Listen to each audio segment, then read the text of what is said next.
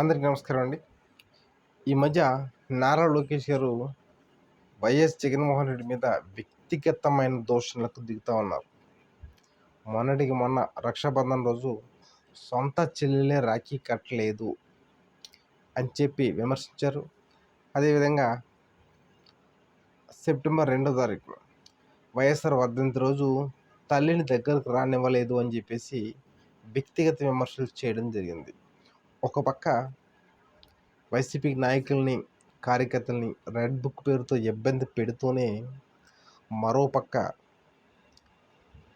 జగన్మోహన్ రెడ్డిని వ్యక్తిగతంగా టార్గెట్ చేస్తూ మూడో కోణంలో ఢిల్లీ రాజకీయాలు నడుపుతూ ఈరోజు మోడీ గారితో మీటింగ్ ఏర్పాటు చేసుకున్నారు.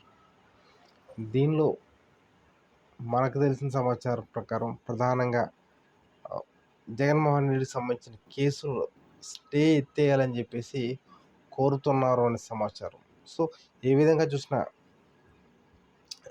జగన్మోహన్ రెడ్డిని అష్టదిగ్బంధనం చేసి పార్టీని నామరూపం లేకుండా చెయ్యాలి అనేది నారా లోకేష్ యొక్క ప్లాన్. సో దీనిలో ఆయన ఎంతవరకు సక్సెస్ అవుతారనేది చూద్దాం.